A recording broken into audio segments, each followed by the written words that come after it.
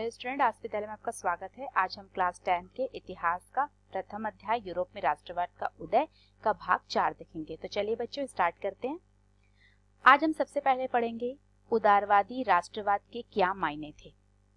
Europe में 19वीं सदी के शुरुआती दशकों में एक राष्ट्रीय एकता से संबंधित विचार उदारवाद से करीब से जुड़े हुए थे।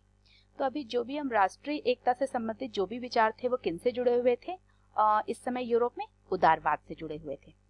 नए मध्यम वर्गों के लिए उदारवाद का मतलब था व्यक्ति के लिए आजादी और कानून के समक्ष सबकी बराबरी। देखिए, जो उदारवादी विचार थे वो किस चीज पर बल देते थे? वो कहते थे कि हर व्यक्ति को जो होता है, नागरिक को स्वतंत्रता का अधिकार होना चाहिए और उन्हें जो होता है कानून के समक्ष जो होता है, कानून में जो होता है वो सभी जो है वो बराबर होनी चाहिए। राजनीतिक रूप से उदारवाद एक ऐसी सरकार पर जोर देता था जो सहमति से बनी हो। तो राजनीतिक रूप से उदारवादी भावनाएं जो होता है वह किस तथ्य पर बल देती थी? वो इस तथ्य पर बल देती थी कि एक ऐसी सरकार बने जो कि सभी की सहमति से बने, जिसमें कि सभी की हाँ हो, सभी की सहमति हो। फ्रांसीसी क्रांति के बाद से उदारवाद निरंकुश शासक और पादरी वर्ग के विशेषाधिकारों की समाप्ति, संविधान तथा संसदीय प्रतिनिधि सरकार का पक्षधर था। तो जब हम फ्रेंच रिवॉल्यूशन देखते हैं उसके बाद हम देखते हैं जो उदारवाद जो विचारधारा जो आई थी वो किस चीज के अगेंस्ट थी। वो कहते थे कि निरंकुश शासन जो होता है, जो मोनार्की चल रही है, जो तानाशाह जो शासक है, उनका अंत हो जाना चाहिए। उसके अलावा पादरी वर्ग के हम देखते हैं कि उस समय जो होता है चर्च का बहुत ज्यादा प्रभुत्व था और ये जो पादरी वर्ग थे इन्होंने भी पूरी तरीके से जो होता है बहुत ज्यादा उनको जन्म अधिकार मिले हुए थे। तो उनको जो विशेषाधिकार थी उनकी समाप्ति हो जानी चाहिए। और इसके बाद जो होता है संविधान तथा संसदीय प्रतिनिधि, और उनका कहना था वो इस चीज के पक्ष में थे कि एक संविधान का निर्माण होना चाहिए और संसदीय प्रतिनिधि वाली सरकार जो है यहाँ पे होनी चाहिए। 19वीं सेंचुरी की जब बात करते हैं, 19वीं सदी के उत्तरार्ध में उदारवादी निजी संपत्ति के स्वामित्व की अनिवार्यता पर भी बल देते थे, लेकिन ये जरूरी नहीं था कि कानून के समक्ष बराबरी का विचार सबके लिए मताधिकार के पक्ष में था। मतलब वो कानून के समक्ष सबकी बराबरी की बात तो कर रहे थे, लेकिन ऐसा नहीं था कि वोटिंग राइट्स जो होता है वो सभी के पक्ष में थे। देखिए, आपने पहले वो भी देखा, आपने जब फ्रांसीसी क्रांति देखी होगी बेटा बच्चों, तो आपने ये चीज देखी होगी और मैं आपको 9th में जब आपने पढ़ा होगा तो आपने ये चीज देखी होगी कि फ्रांसीसी क्रांति के समय में क्या हुआ था कि जो पुरुष लोग थे, जो संपत्ति जिनके पास थी और जो पुरुष थे, उन्हें जो होता है एक्टिव सिटीजन कहा गया था। लेकिन जो महिलाएं जो थी ना, ये जो महिलाएं थी, इन्हें जो है वो पैसिव सिटीजन कहा गया था और इन्हें जो होता है वोटिंग राइट्स, जो दास थे, जो महिला थे, जो भूमिहीन, जो संपत्तिहीन जो पुरुष थे, उन्हें वोटिंग राइट्स दिए गए थे क्या? नहीं, उन्हें कोई वोटिंग राइट्स नहीं दिया गया था।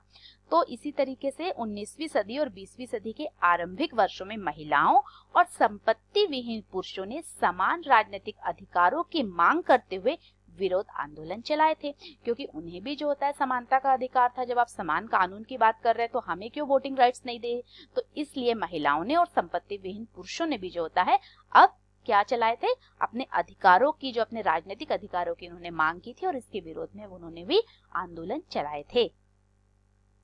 आर्थिक क्षेत्र में उदारवाद बाजारों की मुक्ति और चीजों तथा पूंजी के आवागमन पर राज्य द्वारा लगाए गए नियंत्रण को खत्म करने के पक्ष में था। अब देखिए, आर्थिक क्षेत्र में भी उदारवादी भावना इस पक्ष में थी कि चीजों का जो भी चीजें हैं, जो भी वस्तुएं हैं, जो बाजार हैं, वो एक खुला व्यापार हो, बाजार हो, मुक्त जो होता है बाजार हो, जहाँ पे कोई भी वस्तुओं का और पूंजी का आवागमन, जो उनका आयात निर्यात आसानी से हो, वहां पे किसी प्रकार का रिस्ट्रिक्शन, जो स्टेट जो होता है, जो राज्य जो नियंत्रण लगा रहा है, उन नियंत्रणों को खत्म करने के ये पक्ष में थे। अब आप देखिए, 1834 में प्रशा की पहल पर एक शुल्क संघ जोवेलाइन जो होता है वो स्थापित किया गया था, जिसमें अधिकांश जर्मन जो राज्य वो शामिल हो गए थे। तो अब जो होता है एक हमने शुल्क संघ जो था वो भी एक बना दिया गया था, जिसमें अधिकतर कौन लोग थे? वो जर्मन लोग थे। और इस संघ ने शुल्क अवरोधों को समाप्त कर दिया और मुद्राओं की संख्या 2 कर दी, जो कि पहले 30 के ऊपर थी। तो देखिए, इस प्रकार से जर्मन जो लोग थे अब वह ये समझ गए थे कि एक मुक्त आर्थिक व्यवस्था ही राष्ट्रीय भावनाओं को उत्पन्न होने का एकमात्र रास्ता है। इसके अलावा देखिए, रेलवे के जाल ने गतिशीलता बढ़ाई और आर्थिक हितों को राष्ट्रीय एकीकरण का सहायक बनाया। आप जानते हैं कि जो रेलवे जो होता है, जब रेलवे का यहाँ पे स्टार्टिंग हो रही है तो उसने पूरे विश्व को जो होता है वो प्रभावित किया था, क्योंकि जब रेलवे का नेटवर्क, जब उसका जाल जो होता है वो फैला तो इसने बहुत सारे लोगों में जो होता है एकता को बढ़ाया। बहुत सारे जो लोग थे जो बहुत अलग अलग इलाकों में रहते थे, लेकिन वो जब एक साथ आए तो उनमें जो होता है क्या हुआ, वैचारिक क्रांति आई। लोग आपस में मिले, उनमें जो होता है वार्तालाप हुआ और इससे एक वैचारिक क्रांति को भी इसने जन्म दिया था। तो रेलवे जो होता है माल का एक स्थान से दूसरे स्थान पहुंचाने में, एक गतिशीलता, आर्थिक रूप से गतिशीलता बढ़ाने में तो सहायता की ही थी, वैचारिक क्रांति लाने में भी जो होता है वो रेलवे का बहुत ही महत्वपूर्ण योगदान था। और उस समय पनप रही व्यापक राष्ट्रवादी भावनाओं को आर्थिक राष्ट्रवाद की लहर ने मजबूत बनाया था। तो जो राष्ट्रवादी भावना जो उस समय थी उसने किसे मजबूत किया था? उसने आर्थिक राष्ट्रवाद ने उसे और ज्यादा मजबूती प्रदान की थी। अब हम देखेंगे 1815 के बाद एक नया रूढ़िवाद। देखिए, जो 1815 की जब मैं बात करती हूँ ये बहुत ही इम्पोर्टेंट डेट है, क्योंकि 1815 में क्या हो रहा है, नेपोलियन जो होता है वो एक वॉर, जो देखिए नेपोलियन जो था, आप जानते हैं फ्रांस का सबसे प्रभुत्व, आधुनिक फ्रांस का जो होता है उसे निर्माता कहा जाता है, और वो जो होता है उसके अगेंस्ट, क्योंकि उसका क्या नीति थी नेपोलियन की ये नीति थी कि वो अपने फ्रांस का जो होता है उसने बहुत ज्यादा प्रभुत्व जो होता है पूरे यूरोप में फ्रांस के प्रभुत्व को कायम किया था। उसकी साम्राज्यवादी नीति थी, वो ज्यादा से ज्यादा जो होता है वो फ्रांस का जो होता है सीमा का विस्तार करना चाहता था। और इसके लिए जो होता है नेपोलियन ने बहुत सारे जो राष्ट्र थे, जो कि जहाँ पे जो होता है निरंकुश जो वादी जो साम्राज्य थे, बहुत सारे ऐसे राष्ट्र उस समय यूरोप में थे जो कि जहाँ के साम्राज्य होता है वह निरंकुश थे, तो वो जो होता है नेपोलियन की नीतियों को पसंद नहीं करते थे, नेपोलियन को वो पसंद नहीं करते थे।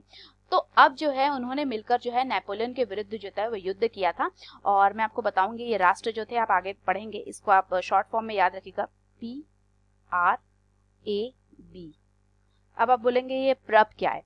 देखिए, प्रशा, रशिया, ऑस्ट्रिया और ब्रिटेन, तो ये जो चार राज्य जो थे ना, ये जो साम्राज्य थे, इन्होंने मिलकर जो होता है नेपोलियन के विरुद्ध 1815 में एक युद्ध हो रहा है, और बहुत फेमस युद्ध है बच्चों, इसको याद रखिएगा, द बैटल ऑफ वाटरलू का युद्ध। और ये युद्ध इसलिए इंपॉर्टेंट है क्योंकि इस युद्ध में नेपोलियन की हार हो रही है। जब नेपोलियन इस युद्ध में हार जाता है, और इसके बाद देखिए यूरोपीय सरकारें रूढ़िवाद की भावना से प्रेरित थी। अब जो होता है जो भी जो सरकार आएंगी, जो साम्राज्य थे वो किसके फेवर में थे? वो वापस से वही पुरानी रूढ़िवादी विचारधारा से प्रभावित थे।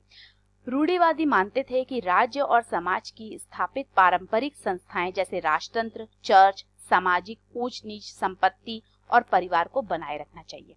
तो रूढ़िवादी विचार क्या मानते थे कि भाई राजतंत्र होना चाहिए, मोनार्की होनी चाहिए, चर्च का जो प्रभुत्व पहले था वैसा ही होना चाहिए, जो समाज में जो होता है जो अंतर था, जो सामाजिक अंतर था, कुछ लोग अमीर थे कुछ लोग गरीब थे, तो इस तरीके का जो होता है सामाजिक विभाजन होना चाहिए, संपत्ति और परिवार को बनाए रखना चाहिए।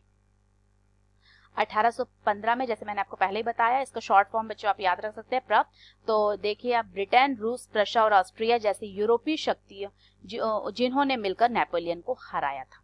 अब ये क्योंकि नेपोलियन को हरा दी थी, नेपोलियन के जो भी सिद्धांत थे उसके फेवर में बिल्कुल नहीं थी, नेपोलियन ने जो भी कुछ अभी किया था, अब जो होता है ये जब इन्होंने नेपोलियन को हरा दिया तो इन्होंने सारी वो नीति लागू की जो नेपोलियन ने जिन्हें बंद किया था उसी को इन्होंने प्रारंभ किया था।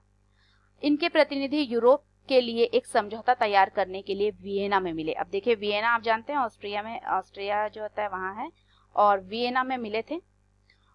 और इस सम्मेलन में, तो वियना में एक सम्मेलन हुआ था, एक कांग्रेस हुई थी जिसे कि हम वियना कांग्रेस के नाम से जानते हैं। ऐसे हमें इससे बहुत ज्यादा इसे डीपली नहीं पढ़ना है, लेकिन बच्चों वियना कांग्रेस, और ये जो फोटो है ना, थोड़ा सा इसको बहुत ध्यान से देखिएगा और इससे इस नाम को आप बहुत अच्छे से याद रखिएगा, मैटरनिक। ये जो मैटरनिक थे, इन्होंने भी जो होता है पूरे यूरोपीय राजनीति में बहुत ज्यादा प्रभाव डाला था। और मैं आपको बता देती हूँ कि जो 1815 से लेके जो 1848 का जो समय था, ये जो 33 ईयर का जो समय था ना, इसको जो होता है मैटरनिक युग या मैटरनिक एरा कहा जाता है। तो इसने भी बहुत ज्यादा प्रभाव डाला था पूरे यूरोपीय में। नेपोलियन के बाद जो होता है जो उभर कर आया था वो ऑस्ट्रिया का जो होता है चांसलर था ये। तो चूंकि ऑस्ट्रिया का सबसे ज्यादा प्रभुत्व था, इसीलिए ऑस्ट्रिया के वियना शहर में जो होता है ये कांग्रेस हुई थी, इसलिए हम इसे वियना कांग्रेस कहते हैं या वियना सम्मेलन कहते हैं, जिसकी मेजबानी ऑस्ट्रिया के चांसलर ड्यूक मैटरनिक ने की थी। तो देखिए वियना कांग्रेस बहुत इंपॉर्टेंट है, क्योंकि इसके बाद क्या चेंजेस होता है अब हम देखेंगे। वियना कांग्रेस में प्रतिनिधियों ने जो होता है 1815 की वियना संधि तैयार की, जिसका उद्देश्य उन सारे बदलाव को खत्म करना था जो नेपोलियाई युद्ध के दौरान हुए थे। मतलब वो सारे बदलाव जो अभी तक नेपोलियन ने किए थे, अब उसे क्या करेंगे, उसे खत्म कर देंगे, उसे डिमोलिश कर देंगे। फ्रांसीसी क्रांति के दौरान हटाए गए बुर्बो वंश को सत्ता में बहाल किया गया। अब जो होता है, जो देखिए आप देख रहे हैं कि जो बुर्बो वंश जो होता है जो पहले से चल रहा था फ्रांसीसी क्रांति में, लुई आपने देखा लुई 14वां, लुई 15वां, लुई 16वां, इनके कब से जो होता है ये चल रहे थे, जो वंशागुनित राजनीति थी, जिसे कि बाद में आके नेपोलियन ने जो होता है इसको तोड़ा। लेकिन अब जो होता है इन्होंने क्या किया, वियना कांग्रेस के दौरान फिर से जो होता है उन्हें बहाल किया गया। और अब आप देखेंगे कि फ्रांस में जो होता है फिर किसका शासन आया, वही जो होता है बुर्बो वंश का शासन आया, और लुई 17वां जो होता है वह फ्रांस की गद्दी पर अब बैठा था। फ्रांस ने उन इलाकों को खो दिया जिन पर कब्जा उसने नेपोलियन के अधीन किया था। तो नेपोलियन जो कि बहुत ही विस्तारवादी जो होता है वो नीति का समर्थक था, और उसने बहुत ज्यादा फ्रांस का जो होता है साम्राज्य स्थापित किया था। तो जो भी साम्राज्य जो उसके जीते हुए जो साम्राज्य थे, वो सभी साम्राज्य होता है फ्रांस से छीन लिए गए थे। फ्रांस की सीमाओं पर कई राज्य कायम कर दिए गए ताकि भविष्य में फ्रांस विस्तार ना कर सके। अब जो होता है मतलब वियना संधि जो थी ना, आप इसको ये याद रख सकते हैं कि इसने फ्रांस के प्रभुत्व को जो होता है पूरी तरीके से समाप्त कर दिया था। जो कि नेपोलियन के समय में जो फ्रांस जो होता है जो अपनी यूरोप में जो होता है जो अपना प्रभुत्व जमाया था, उसे वियना संधि ने जो होता है पूरी तरीके से खत्म कर दिया था। लेकिन नेपोलियन ने जो होता है 39 राज्यों का जो जर्मन महासंघ स्थापित किया था। देखिए हम जानते हैं कि आपने पढ़ा भी होगा, नेपोलियन ने जो होता है जर्मन में जो 300 राज्य थे उसके स्थान पर उसने 39 राज्यों का एक महासंघ बनाया था। तो उस महासंघ को लेकिन वियना संधि के तहत जो होता है उसे भंग नहीं किया गया, बल्कि उसे बरकरार रखा गया था। तो इन सब का मुख्य उद्देश्य उन राजतंत्रों की बहाली था जिन्हें नेपोलियन ने बर्खास्त कर दिया था। तो फिर से जो होता है क्या होता है, राजतंत्र कहाँ स्थापित हो रहा है, फ्रांस में। फिर से अब फ्रांस में राजतंत्र की जो है वह स्थापना कर दी गई थी। साथ ही यूरोप में एक नई रूढ़िवादी व्यवस्था कायम करने का लक्ष्य भी अब रखा गया था। 1815 में स्थापित रूढ़िवादी शासन व्यवस्थाएं निरंकुश थी। वो कैसी थी निरंकुश, मतलब जिन पे हम अंकुश नहीं लगा सकते, वो जो चाहे अपनी मनमानी करते थे। वे आलोचना और असहमति बर्दाश्त नहीं करती थी, और उन्होंने उन गतिविधियों को दबाना चाहा जो निरंकुश सरकारों की वैधता पर सवाल उठाती थी। मतलब देखिए अब आम आदमी को, लोगों को जो होता है अपने वैचारिक जो होता है अभिव्यक्ति उनसे छीन ली गई थी। अगर कोई भी उनकी आलोचना करता था तो वो उन्हें बर्दाश्त नहीं होता था। अब सेंसरशिप लगाई जा रही थी, ठीक है। तो इस तरीके से कोई भी जो है निरंकुश सरकारों की वैधता पर सवाल नहीं उठा सकता था। अब देखिए, अब हम देखेंगे क्रांतिकारी। अभी हमने उदारवादी विचारधारा को देखा था, अब हम क्रांतिकारी विचारधारा को देखेंगे। 1815 के बाद के वर्षों में दमन के भय से अनेक उदारवादी राष्ट्रवाद को भूमिगत कर दिया गया था। क्योंकि अब क्या हुआ, 1815 के बाद हम देखते हैं कि वियना कांग्रेस हुआ, फिर से जो होता है जो मोनार्की जो होता है वो स्थापित हो गई, फिर से राजतंत्र स्थापित हो गया। अब इन लोग ने क्या किया, सेंसरशिप लगाई, लोगों की फिर से आजादी छीनने की कोशिश की। तो अब क्या हुआ, जो उदारवादी जो राष्ट्रवाद था, अब इन्हें जो होता है भूमिगत कर दिया गया था। अब बहुत सारे यूरोपीय राज्यों में क्रांतिकारियों को प्रशिक्षण देने और विचारों का प्रसार करने के लिए गुप्त संगठन उभर कर आए। अब एक नई विचारधारा हमें देखने को मिली, वो क्या थी, क्रांतिकारी विचारधारा। अब लोग बोले कि अब हम जो उदारवादी अप्रोच नहीं रखेंगे, बल्कि अब हम भी जो होता है क्रांति का जवाब क्रांति से देंगे। अब हमें भी जो होता है उनको भी प्रशिक्षण, उनको भी ट्रेनिंग देना यहाँ पे प्रारंभ हो गया, और बहुत सारे इसके लिए गुप्त संगठन भी जो होता है बनाए जाने लगे। इस समय क्रांतिकारी होने का मतलब क्या था, देखिए इस समय मतलब कि जब हम 1815 के बाद की बात करते हैं, तो उस समय क्रांतिकारी मतलब होने का मतलब ये था कि उन राजतंत्री व्यवस्थाओं का विरोध करना जो वियना कांग्रेस के बाद स्थापित की गई थी। मतलब डायरेक्ट जो होता है राजा के साथ जो होता है उनका विरोध करना, उन व्यवस्थाओं का ही विरोध करना। ज्यादातर क्रांतिकारी राष्ट्र राज्यों की स्थापना को आजादी के इस संघर्ष का अनिवार्य हिस्सा मानते थे। ऐसा ही वह व्यक्ति था इटली का क्रांतिकारी मोत्तिसनी, या फिर हम जिसको बहुत इंपॉर्टेंट नाम से मैं आपको बताती हूँ, इसका नाम है, बहुत सारी बुक्स में जो होता है इसका नाम हमें मिलता है, मैजिनी।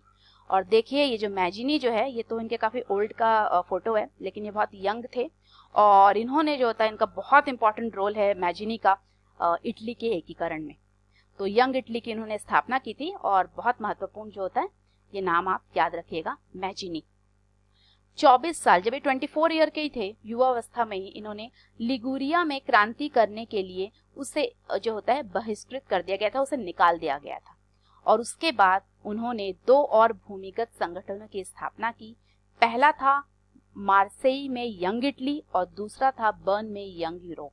देखिए तो ये बहुत इंपॉर्टेंट था, उन्होंने 2 तरीके के जो था संगठन स्थापित किए थे, यंग इटली किया था और यंग यूरोप किया था, जिसके सदस्य पोलैंड, फ्रांस, इटली और जर्मन राज्यों में समान विचार रखने वाले युवा थे। और मैजिनी जो है ना, उसका एक बहुत फेमस कोट भी था, वो कहते थे कि अगर आप यूरोप में क्रांति करना चाहते हैं तो क्रांति की बागडोर जो होता है वो नौजवानों के हाथ में दे दीजिए। वो खुद भी नौजवान थे और जो होता है वो ये मानते थे कि जो नौजवान होंगे उनमें क्रांतिकारी विचार जो होता है वो ज्यादा थे और वो जो होता है इसको बहुत अच्छी तरीके से जो होता है क्रांति करने में वो सक्षम थे। मैजिनी द्वारा राजतंत्र का घोर विरोध करके और प्रजातांत्रिक गणतंत्रों के अपने स्वप्न से मैजिनी ने रूढ़िवादियों को हरा दिया। और हम बाद में देखेंगे, अभी आगे आने वाले लेक्चर में भी आप पढ़ेंगे किस प्रकार से इटली का एकीकरण हुआ था, जिसमें 3 बहुत महत्वपूर्ण नाम थे। उसमें एक नाम था आपका मैजिनी, सेकंड था आपका कैबूर और थर्ड था आपका Garibaldi. So what did we learn today? आज हमने क्या पढ़ा, क्या सीखा? आज हमने सबसे पहले देखा एक उदारवादी यूरोप में जो होता है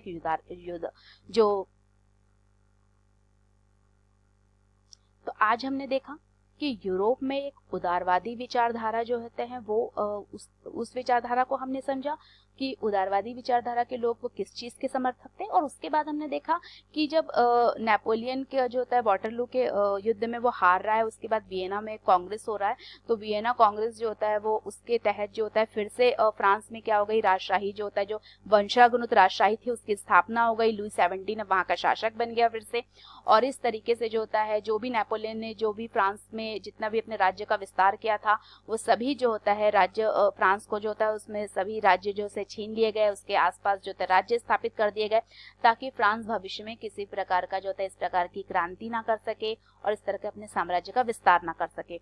लेकिन अब जो होता है एक और नए विचार को इसने जन्म दिया था। इस तरीके का जब देखिए जब बहुत ज्यादा हम पे अंकुश लगाया जाता है, तो फिर जब एक बार विचार जो होता है जब उनकी गतिशीलता बन जाती है तो फिर जो होता है उन्हें रोका नहीं जा सकता है। तो जब उदारवादियों को ऐसा लगा कि उदारवादियों को बहुत दमन करके उनकी विचारधारा को रोका गया, तो एक नई विचारधारा सामने आई जो कि क्रांतिकारी विचारधारा थी। और हमने देखा कि क्रांतिकारी विचारधारा में हमने मैजिनी को देखा और इस तरीके से जो है किस तरीके से यंग इटली की भी जो उन्होंने स्थापना की।